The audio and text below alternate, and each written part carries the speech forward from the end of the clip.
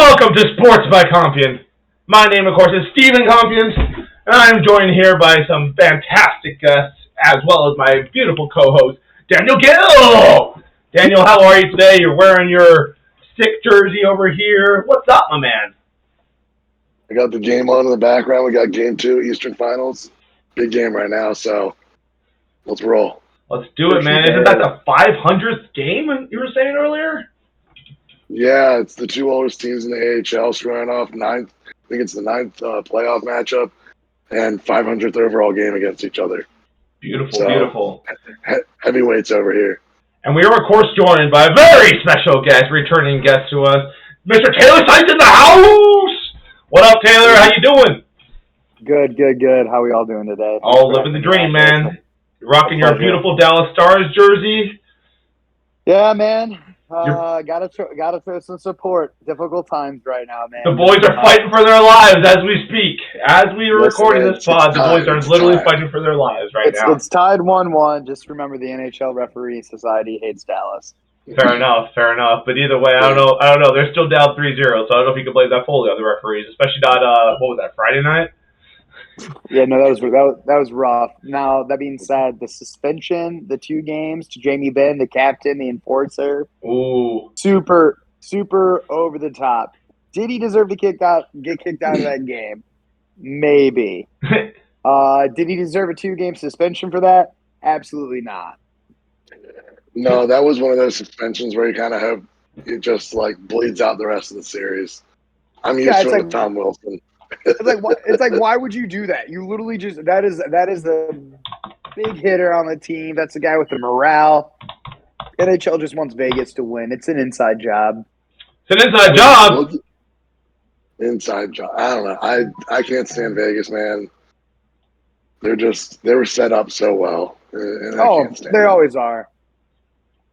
How dare they? And they're relatively new as well, right? Yeah. They've only been good since they've been new. The NHL really wanted a Seattle Kraken, Vegas Knights, Western Conference final. Well, that's what they wanted. And they didn't get that. And now it's... Here we are. Now here we are. Here we are, huh?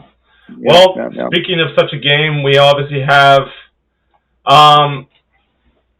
as we mentioned, the Dallas Stars are fighting for their lives right now, down 3-0 in this series. What is going on, Taylor? This whole playoff series has been, just in general, like since we've been watching the NHL the last couple of years and following this for the pod, it's been a competitive series all around, but not these finals. Florida just absolutely took care of Carolina, wrapped them up last night with a 1-0 victory to beat them 4-0, and the Stars are desperately fighting for their lives to not also get swept. Yeah, I thought the Stars would hang on a little longer. You know, Florida's a really strong hockey team. It's good for the people in Florida. It's good for the Panthers. They've never really been here. So it's awesome to see a team like that do that. But yeah, no, it's been a butchering. You know, I expected a lot more out of Dallas, especially with people like veterans like Ryan Suter, Joe Pavelski, guys who haven't won a cup who definitely deserve ones before they retire. I mean, you're not a hockey fan if you don't think Joe Pavelski and Ryan Suter deserve a cup. They've played on some really good teams. You know, it's actually kind of shocking that Pavelski never got one with the Sharks. They were good for so long, and they imploded and kind of just went everybody everywhere. And, you know, especially at the beginning of the series and one of that first series versus the Wild where Pavelski took that nasty hit, was out for a few games. Sorry, did a weird thing on my end there. But no, it was one of those things where it took like a weird kind of twist on the entire thing, and it really kind of galvanized the whole squad, as you could say. But I just don't see, getting Dallas to where they are right now. You know, they would be the team to bounce back and make it to that game 4 or that, the game 7 per se, and, get Jamie Benn back. But, Otter's got to be better in net. They got to get some more pucks on the net. They got to be a little more physical. They're just kind of getting outplayed all around by Vegas right now, and they're missing the net. Gotta hit the net. I think I saw last night, or that night that they lost like 4-0, they had like double the amount of shots that the Knights did, but like the Knights were just apparently putting them in as opposed to just shooting all around the net. Yeah, it's they're missing the goal. They're taking a lot, but they're not good shots. Also, the goalie for Vegas right now has been playing phenomenal. It's hard to when you got a tender who's on. It's hard to keep up. Fair enough. Fair enough. It does seem like a pretty important position to have on for there. So makes sense. What do you have? 100%. What else do you have to say about that Eastern Conference final though? The Florida Panthers, didn't they like lead the league in scores last year? And then my Lightning took them out. But but here's the funny thing about them though. Like they went into the playoffs. They got in because Pittsburgh and Buffalo lost their games. So out of all the playoff teams, they had the lowest amount of points at 92. And they're just, I think everybody knew something was going on once they got around Boston because everybody fully expected Boston to just steamroll everybody all the way to the Stanley Cup because they had their record season. And, I mean, yeah, they took Boston to 7 and beat them. But after that, I mean, they took Toronto down 4-1 and cleaned up Carolina. Although the funny part is Brendan Moore said, "We'll tell you, they didn't get swept, even though they got swept." They got Can't swept. stand him. But yeah, no, like they just rolled right through everybody after Boston. And I mean, winning that Boston series was such a momentum builder for them. Yeah. Like it's hard to not put into gravity of what that did for them as a team. For sure. Oh, for sure. The underdog story, I got to root for the underdog, especially the little guy coming out of Florida. Well, it makes sense. I mean, I'm sorry. I mean, I've already picked. I'll go Florida Panthers, although I have pretty bad luck as it's been going so far. So, it's kind of interesting, though. I'll say it's kind of fun to see the, this is like the least hockey playoffs ever. Like, you look at the 4 teams that are in it right now. You had Carolina, the Panthers, Vegas, and Dallas, all Southern teams. It's kind of funny to see, a lot of little guys that, yeah, teams you never thought. Like, I mean, Carolina's had their ups and downs. Florida, they're a team that's never really done it like this. So, Vegas is so new. Dallas has been there before. They've always been probably one of the better teams down in the southern parts of the states. But it's funny to kind of see the South teams really, really, really kind of taking this playoffs over. No, it's really the Gary Bettman playoffs. Like he wanted that hockey South push, and to a degree, aside from the Arizona Coyotes, it is pacing off for them. And Florida hasn't been in the Cup since the 95-96 season, so it's been a very long time for them. Ooh, Urban Forest. Is that a non-sponsor sponsor? Non-sponsor sponsor. You go. Non-sponsor sponsor. But no, I mean, yeah, like it's great to see it. It'll be the 4th straight Stanley Cup that I believe a Florida team will be in it. Yeah, that's crazy. Which is crazy to see. It's too hot. They shouldn't even have ice down there. Speaking of Florida teams, obviously my Tampa Bay Lightning were taken out by the Toronto Maple Leafs, even though the Lightning have had the Maple Leafs number in the playoffs the last couple of years. So the Maple Leafs fans were so excited to see them finally overcome that series, only to get their ass kicked by Florida. They might have had. I'm just mad that y'all destroyed the greatest joke in the NHL. Leafs out in round 1. Can't do it. Exactly. Exactly. But it's one of those things. They beat them just to be disappointed anyway. The Leafs, it wasn't going to happen. What is it with the Leafs though? Like I've heard this since I've been getting into hockey. I've heard this about the Leafs. Like they always look good in the regular season, and they just choke like a motherfucker in the playoffs. Huh? Well, look at this play. It's the players.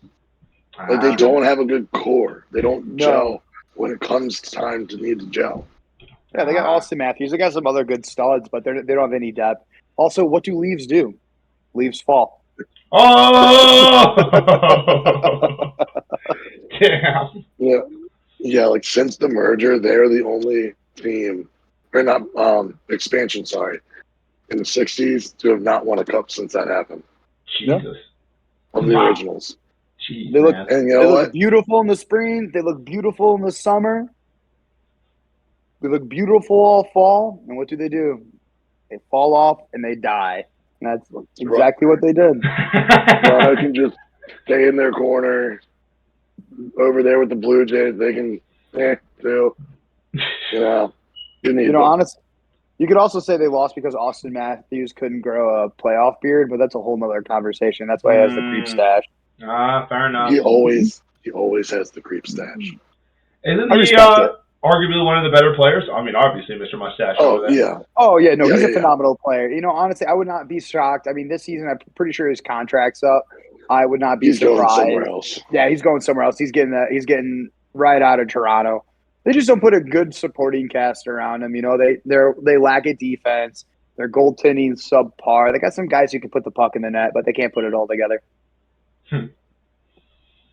Well, that's pretty sad for the old Maple Leafs fans. hopefully they figure their lives out over there. Yeah. But yeah, so if it does come down to these Knights in Florida, what are you guys thinking? Do you think Florida's going to be able to pull this off? Do we think the Knights are going to continue their winning ways? I think Florida can do it. While we were talking about how physical Vegas is, Florida is a very physical team, and they have some big boys that they do not want to match up with. So I think they can definitely pull it off. It's just the thing is, though, what we're talking about, Vegas, kind of handling the Stars the other night, but really, granted, the other two games were 1-goal games, but they weren't really outpacing the games. I think they won all their games by 1 goal. They weren't, they didn't have a blowout game. They didn't have anything like that. So I think that's the interesting part, and that's kind of been their theme all year throughout the playoffs. They didn't really run away with really many, if any, games in this playoff. I think their biggest goal difference was 3, which is fair, but I mean the rest of them are tightly contested, and they have had a lot of overtime games in the playoffs, and that's the thing that concerns me about them. I mean, game 1 of the Eastern Conference Finals, they had a 4 overtime game. The game went 6 hours. I was going to say, I think I saw that one. Yeah. So Give up. They don't give up. No, they don't give up. But the thing that concerns me about that is those extra periods will catch up to you.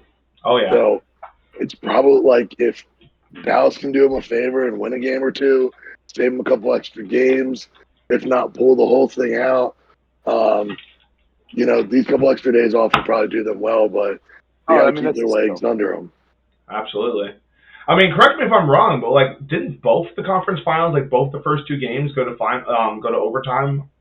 Yeah, Dallas lost both games. They were actually up, which that's the sad thing is Dallas was up both games, and then they blew it in overtime. Ottinger, he needs to stay sharp. He's one of the best studs in that younger kid, but the Michigan alum, well, not alumni, he didn't play for Michigan, but he's from the Michigan.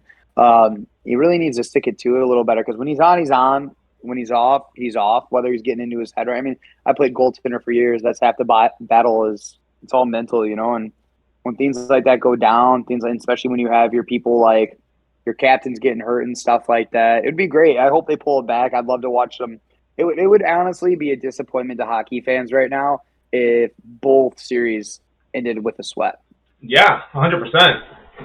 Back to what we were talking about earlier with the Florida. If it comes down to it, and it's a Florida-Vegas Stanley Cup, I don't think Vegas has never won, or excuse me, the Florida Panthers have never won a Stanley Cup. So I think it'd be super fun for them. Oh, have they won one? Have they won? I don't think they have. Yeah, I was gonna say they've only been once. Yeah. Yeah, I was gonna say I think it'd be really, really fun for them. And I'm always gonna root for the person who's never won it before, and also, Well, I mean, theoretically, the Knights haven't won either, right? I can't pull for Vegas. Yeah, fair enough. I can't pull for it. Can't do it. Can't do it. Especially because my Caps beat them in the Stanley Cup. I really, really can't. Fair enough. Dude, they saved the hockey world that day when they took them out. Well, speaking of the defending champions, what happened to the Avalanche this year? They seem to be quite off. Nathan McKinnon can only do so much. Well, that, and I mean, they were saddled with a lot of injuries earlier in the year, so they got off to a slow start. But it's I know it's kind of ironic, given what Tampa just did the last couple of years. It is very hard to repeat. There's a reason it rarely happens. Yep. I mean, let alone repeating champions. It's rare to see them repeat just to make it to the finals back-to-back years. Yeah. So that was a large part. So I think that it was a health thing for a lot of it, and then pieces moving around here and there. But I mean, I think they're still going to be competitive next year. I don't think that's up for debate by any measure. Fair enough. Momentum is. I mean, you look at Florida right now. They played in. It's like in the NFL or other sports. You watch those wild cards come in there and then go all the way. You have that momentum. When you're looked at as a little guy and you're winning games and playing physical, and you got people on your team, and you got people on your side. When you're graduate, there's something to say from a team that's been winning all year, and then you get a team that just started winning and they just started meshing, because you know what, everyone on the team right there, they're so cloud nine, they're pumped. They're used to losing. Say hi, Mushu. Oh, hey, Mushu. Mushu. What a stud! Absolute unit. Oh yeah, big boy. But that makes sense. Momentum's important. In any sport, it plays out. Well, real quick here then, any final thoughts on this here playoff series, guys? Headed into the finals. Hockey in general. I mean, I'd love to see Dallas try to pull something back. We would all love to see that. Don't get swept. Taylor. Don't get swept. Just fight off decidedly. Yeah. For sure. Well, hey, real quick, we're going to go to a non-sponsor. Obviously, Taylor brought up one that we had. Urban Forest is a local brewing company here in Rockford. Wonderful beer. I don't personally drink it because I don't like IPAs and such, but it is some excellent beer for anyone else who's interested in that kind of stuff. An interesting story. That's where I met you guys for the first time. That is where you met. Yes, true. I did meet Daniel there for the very first time. A week after our first game. Yep. After our last game. A week after. Oh, yeah. The last spring game. Just missed you guys. Mr. Daniel Gill came into our lives, and what a beautiful time it was. Friendship. What a beautiful time it was. It was great. But Daniel also has a non-sponsor for us today. Daniel? Okay. Thank you.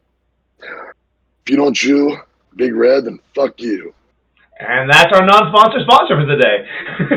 So anyway, headed into the NHL, guys. A little bit of love here for hockey. We're pulling for you, the Stars. Hang on, buddies.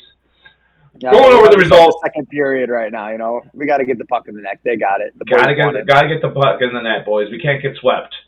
So going into a little bit of MLR action that happened this past weekend. We had the Free Jackets just absolutely destroy Nola Gold. Not much to be said here. The Free Jackets continue their winning ways. I believe they're undefeated at home, Daniel. Can you believe that? Yeah. They're just lethal up there. They're next level right now. We also had my boys, Chicago Hounds, travel out to Seattle. It was semi-close in the first half. Quickly got out of hand for them, though. That's the superior team, the better team. Sort of took advantage here. I don't think anyone was too surprised about this result. I was hoping it'd be a little closer. This is one of the biggest blowouts that Chicago's been a part of. And they probably have only gotten blown out this bad like once or twice this year. So a little sad to see. Although my boy McLean Jones found the try zone this weekend. Let's go, McLean. The real question is, when is he going to be on the show? This is a great question. Hey, McLean, if you're watching out there, we will have you anytime, Mr. Jones, okay? Anytime. We've advocated for you out here, Jones. But yeah, absolute stud. We basically had Steven over here making a dating profile for him. Literally. We had a little NHL MLS spotlight. We were definitely... And then we quickly realized, why are we trying to get this millionaire Australian, very good-looking young man who lives in Chicago a dating profile? I think he'd be just fine on his own. So we sort of left that to our boy McLean. I'm sure he's cleaning up over there. A very important game that took place out there in the West was the Utah Warriors versus SaberCats. Man, the SaberCats fought in this game. They had the lead multiple times and just could not hang on to it, which... Frankly, I do believe Utah is one of the best teams in MLR, so this wasn't too surprising for me to see. They got a mean backline, bro. They're fun to watch. They got a mean backline, dude. They really do. That backline, they have a couple wings that are just making people look silly out there. They pull them all over the field. It's impressive to watch. So you have to have really athletic guys in order to do that. No deep, unless you're at that level and you got people like that on the edge. You can't pull teams off like that. No, yeah, they're a very studly team. It's not surprising to see. What is maybe surprising to see, we lost Taylor on the camera there. Taylor, you still there? Yep, I'm here. Sorry. Okay, sweet. It's all good. But what is maybe surprising to see for a lot of people, especially for myself, Dallas Jackals beat Rugby Atlanta. Huge loss here for Atlanta, man. You cannot drop the ball against Dallas in this type of tight race that they're having over there in the East. They're terrible. You can't lose to Dallas like this, man. I think they were at home too. Like, what happened? That shows how bad of a season Atlanta's having. Honestly, yes. Atlanta is struggling this year. They've been holding on for dear life, and it's finally coming to a head. It sure is, man. I don't know how you drop a ball against Dallas, but I mean, shout out to Dallas. I've been a little hard on them ever since they caught my boy Raheem Powell. How dare you people? But literally, it's pretty crazy that they managed to pull off this win. Huge win for them. Another big surprise, and Daniel was not happy to see this one. 29-29, Toronto Arrows versus Old Glory. Old Glory has had the chance. This is a tight-ass race going on over there in the East. Old Glory's had the chance to get ahead of this race for the last couple of weeks, and they just have not been able to pull it together. Yeah, man, I don't know what to say. Like, they've had opportunities to really cinch that second place in the standings up the last couple of weeks, and they can't get it done. They've allowed New York to creep back into this thing. New York's 1 point behind them in third. So, I mean, we knew it was going to come down to the wire, but they've had opportunities to get those 3-4 points and really put that gap on them. And, you know, the way they're playing, I don't know to get the job done. You can't tie against the Toronto Arrows, much like with Atlanta. I mean, at least they tied and didn't lose, but like you can't be doing this. And you know, and I mean, we're getting a little ahead of myself here. But DC plays Seattle this weekend, and that's no you know, cakewalk there. So exactly, the only redeeming quality is New York takes on San Diego. So if they can keep it neutral, that'd be nice. But they're just not doing themselves any favor. They're not helping themselves out.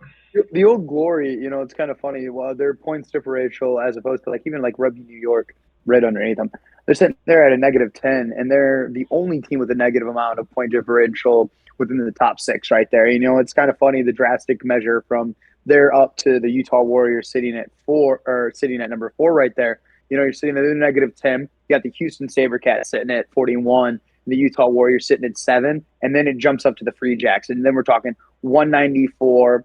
I mean, the Free Jackets actually have the largest point differential in the MRL, and then you're sitting there right out with the Seattle and San Diego Legion afterwards. I mean, they're winning games, but they're scoring points, and that's one thing you're sitting there with Old Glory. Maybe they're not scoring that many points. Yeah. No, I mean, the thing is, though, you have to remember their league's better than they've been at any point in their history. So while it is frustrating to watch them not be able to get over that hump to really solidify that second seed, this is by far, I would say, probably their best year that they've ever had. Oh, yeah. So, you know, take it where you can, right? Take it with a grain of salt, absolutely. Though they definitely have been towards the bottom of the barrel the last couple of years, so it's good to see them having a much better season. But the Free Jackets are on fire, and I think they will continue their fire ways and beat the Arrows this coming weekend.